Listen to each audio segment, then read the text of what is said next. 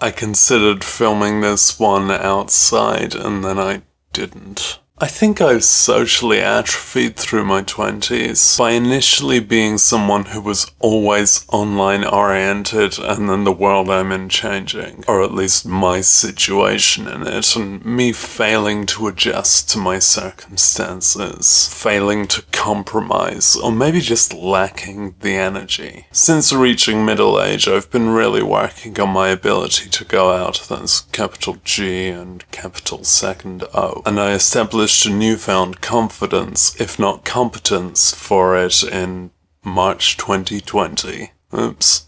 I live in a small town with no railway station. Due to disability, I'm unable to drive, so just forget that one. And respect that I'm pretty much marooned. For a small and remote place with dead industry and a retirement age population, though, it's actually quite aesthetically proximate to myself. And I don't just mean all the abandoned buildings and rubble. So I'm a rock musician, right? There are multiple rock pubs, and you'll fucking love rock pubs if you love Tribute by Tenacious D. Or a club night named after a Refused song that refuses to play Refused.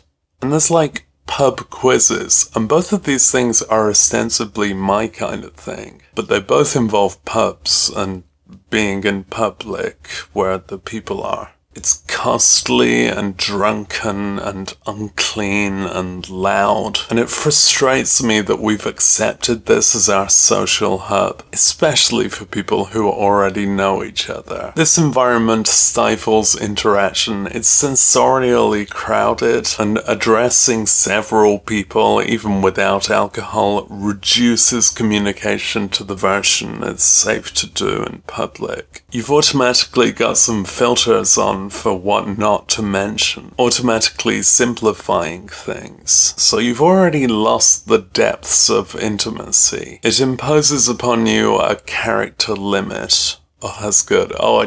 Pretend I said that in the social media video. That would have been good.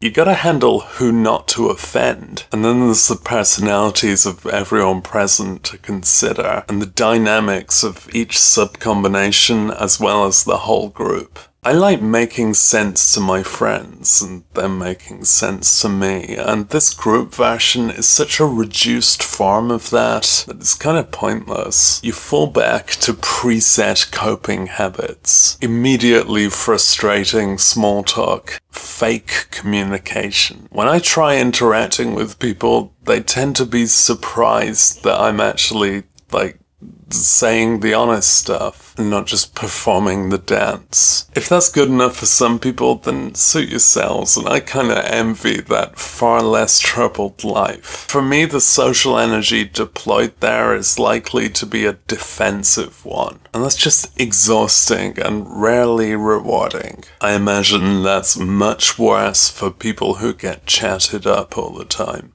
Unless they want to get chatted up. I'm iffy with the alcohol, just digesting it. I stopped for a good while and then I do it again. Oh, if my pharmacist is watching, actually I don't. It would conflict with my medication. I'm performing a character. Alcohol is really expensive, and it's a poison that directly makes you ill. My well-being is complex and random, and I'm still figuring it out. But alcohol at least loosens oneself a bit, and makes the thing you're only doing because of misguided social pressure more bearable. There's some environments that I think I can't stand without alcohol, which might be a good sign not to go to those environments. But that's a lonely decision. The inebriation scale goes tipsy, tipsy, tipsy, tipsy, sick. And you gotta find and maintain the right balance on there as a sub-quest of the expedition of going out. Or, choose not to participate. I wonder how much of social life is an Abilene paradox, but I didn't want to just explain someone else's theory on camera, so you can pause if you like. In the UK, it's standard to buy rounds of alcohol for each participant in the group to buy something for everyone in the group on rotation. I really disdain that. I call it peer pressure. Not only is it very difficult to keep consistent as a system, but there's an autonomy to buying for oneself that I feel is essential to managing one's own health. Drinking on someone else's schedule doesn't seem wise, especially when the schedule is a construct of the group, not any individual. Maybe I'm more sensitive to that because I'm more prone to feeling awful, yet still being unable to vomit. But I am right. The common experience I have of the go out is that I spend it trying to look like I'm doing okay with it and spend over an hour trying to find a way it's acceptable for me to leave. Because the environment offers nothing comforting for me, only alienation. People who know each other can, get this, visit each other's homes outside of pandemic restrictions and awkwardly limiting home circumstances. We did home visits as childs, and it was a nice temporary access of company where the environment was safe enough and contained enough to not be a contributing factor to the experience. Though versions where the environment is part of the trip could be good too on occasions. It was often such aimless interaction, a freedom that lets us philosophize and just hang out and goof off, relax. The availability of visits in adult life is at a different level, both logistically and due to a collective mental block. On one level, you'd think it would be easier because adults are free to travel and stay out overnight. Do what they want. Not many people want to go see me, though. I think sharing time privately as adults is often seen as sexual, so it's given a similar social politics to sexual relationships. I'm still hung up on the idea that you can visit people without it being sexual. You can share a hotel bed somewhere. And with my disability, the constant near availability of a bed is hella useful. But I think mine are the standards of a teenage girl, and I'm just factually not that anymore. I missed out on teenage livelihood by being so sheltered. I don't remember if I was invited to much, but I do remember I didn't go. Probably no loss. Going out is not what I aspire to. It was the same at university. I didn't realize that university was meant to be your social bloom. I just didn't encounter that because I didn't notice or even really want the social opportunities. Since then, or specifically since winding up as a pathetic single adult, I've kind of been playing catch up, but out is not how I'm oriented. So it still takes some circumstantial specifics and a lot of luck for there to be something I'm comfortable with. I ventured further out for social satisfaction, visiting the cities, going walk, bus if it's on time, train, maybe a second train, and then walk a bit more. And there are some fitting opportunities for me further away, but it's a big investment for a small and precarious potential reward. If that means I should try to change where I live, then there's a lot more to consider for that decision, if it's even possible. I enjoy rock concerts, specifically the part that's the musicians performing, because the rest of it is unbearable. Being packed in with that crowd noise and sweat and a climate of alcohol, and having to stand still or sit straight, and the travel involved in both directions, often needing a hotel, often needing a nap at the hotel beforehand, and the cost of all that, it is a big investment for 90 minutes of enjoyment. It's an investment I still make, but one I'm learning to question, especially going by myself. Narrowly pre-pandemic, I went to see Rachel Stamp in that London.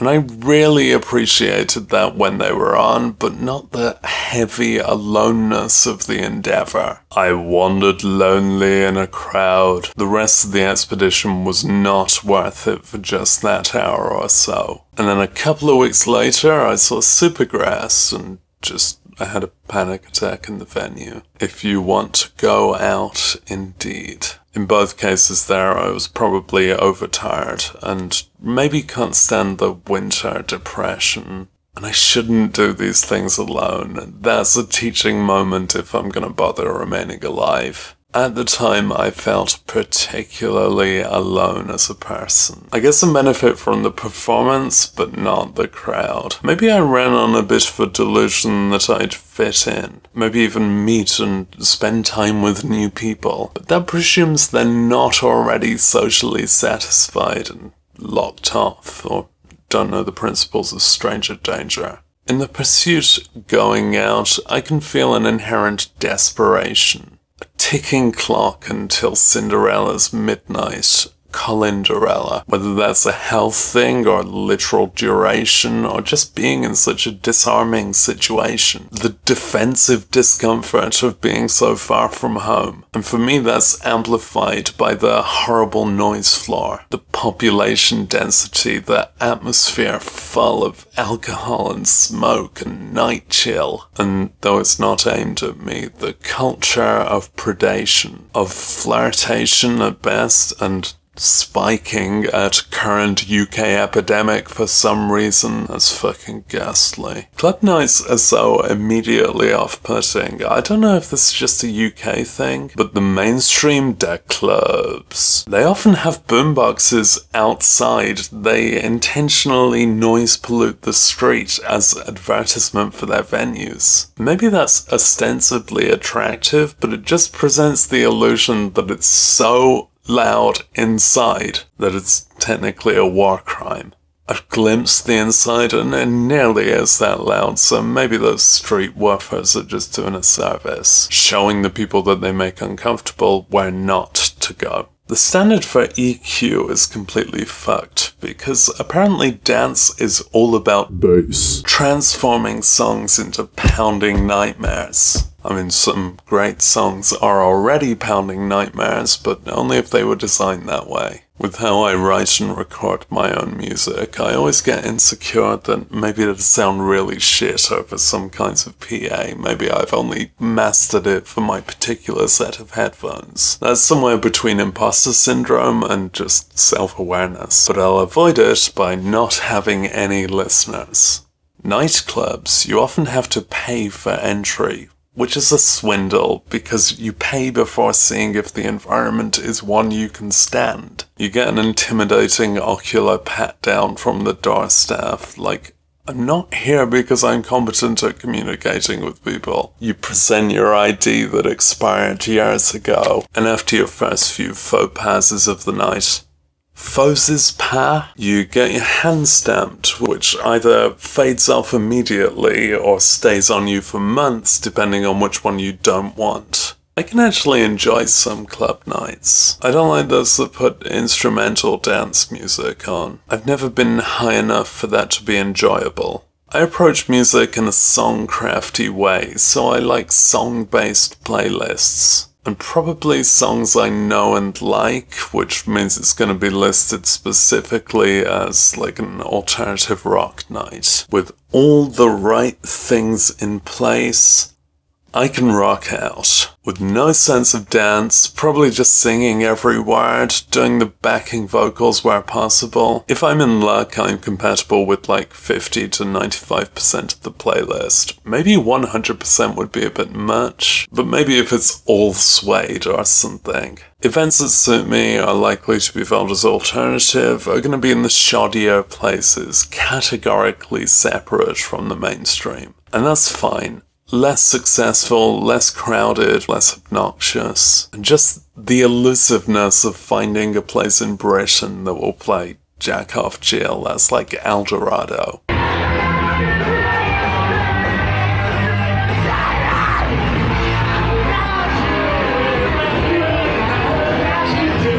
That is what makes me feel welcome. Music is one of the things I actually really like in life. That gives me energy. But I could just put on a playlist at home with a higher hit rate because I'm in charge and better sound quality and not just agonizingly loud, not drenched in sweat, and I wonder what a nightclub has to offer that's preferable to that. I guess the answer to that would be people, though it's too loud to really communicate with them. The other thing that comforts me in life is friends, is affinity. And drunk, sweaty lecturers people aren't exactly that. But maybe it's convincing enough for a couple of hours, I don't know. I get so damn sweaty. It's embarrassing, but I can't change it. Affinity with those with the same music tastes is one great thing, but maybe I have an affinity just directly with the music. YouTube cryptid footage would suggest so. I think how much I'm energized by music is a surprising part of my character. Okay, not to my YouTube subscribers, but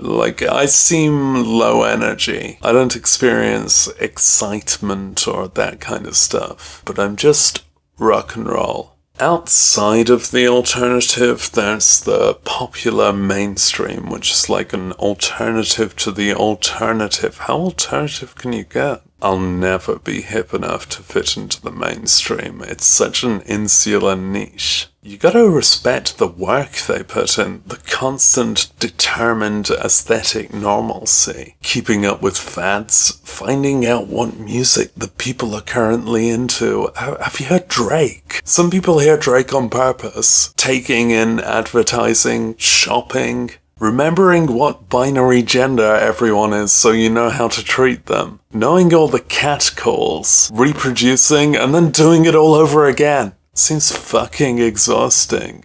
Outgoings are just very occasional ventures for me. I can't afford loads of leisure, and I don't really want to. Most places just wouldn't be me enough, and every excursion involves a calculation between benefit and exertion, which doesn't always come back positive. If I'm going searching for affinity in public, then it's like I'm generally gonna be in a corner looking like I don't want to be there. And if there's anyone else in a corner looking like they don't want to be there, then they're compatible. Go places to find who doesn't fit in. Try each corner, I guess. Going out in the daytime, literally to the outside, is technically a thing too. If you can bear the sunlight. I'm real bad at daytimes, at getting up and stuff. If I do step anywhere, I'm still so consumed by Pokemon Go. But the outside has inside stuff to do too. I don't get the activity of shopping. If you're with someone, then you're just too shy to browse. And if you're alone, you may as well just search it out online.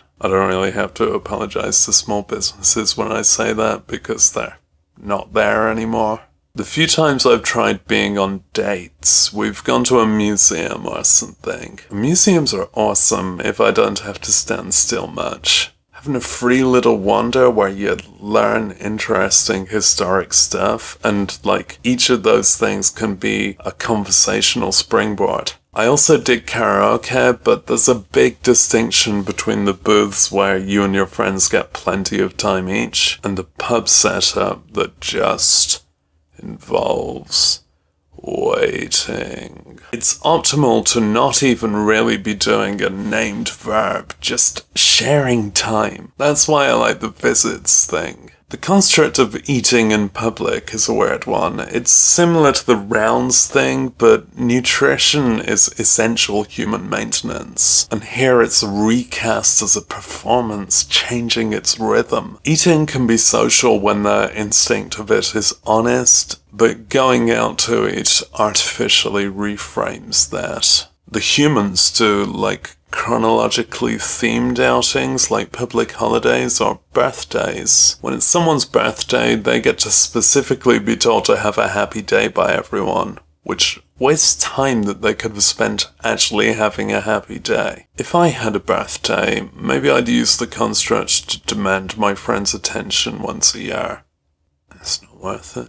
Even weeks and weekends are socially constructed. They're a rationing of our time between the exploitation of labor and occasional mandatory leisure. It would be a lot more natural to be able to apportion time just by our instincts, but that's not the world we have. One big downside of going out is that you'll be seen and perceived. Outside, I particularly dislike walking against traffic, where every bloody driver gets to perceive me, and I kinda have to try and stop limping to look inconspicuous, which just makes me more conspicuous. Passers-by can find me offensive, and communicating people means you've got to try and make sense to them, and that's so exhausting. And if you're somewhere social, you'll be picked up on camera, and not the kind of camera you have control over, where you can delude yourself that you're still in shape and only ever seen from your best angle. Still, I figure I need it a bit. I figure my needs have developed from loner status to